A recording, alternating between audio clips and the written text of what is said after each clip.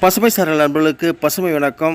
பருத்தி விதைச்ச 75வது நாள் கடல் பாசி உரங்களிலிருந்து தயாரிக்கப்பட்ட டானிக் தெளிக்கிறது எப்படி அப்படிங்கிறது தான் இந்த வீடியோவில் நம்ம பார்க்க போகிறோம்.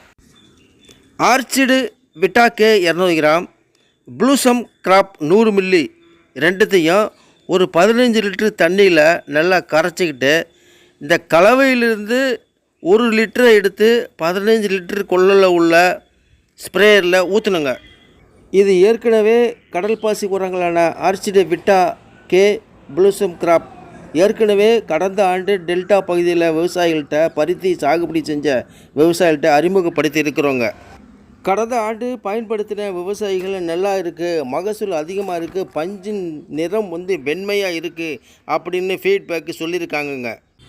ஆர்ச்சிடு விட்டா கே 200 கிராம், ப்ளூசம் கிராப் 100 மில்லி இதை 15 லிட்டர் தண்ணியில் கலந்து அந்த 15 லிட்டர்லேருந்து 1 லிட்டரை எடுத்து 15 லிட்டர் ஸ்ப்ரேயரில் ஊற்றி தெளிக்கிறோங்க.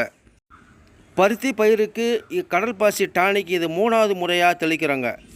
ஏற்கனவே விதைச்ச 40வது நாள் ஆர்ச்சிடு எக்ஸ்ட்ரா கைன் 100 மில்லி, ஆர்ச்சிடு விட்டா ப்ளஸ் 300 கிராம் தெளிச்சிருக்கிறோங்க.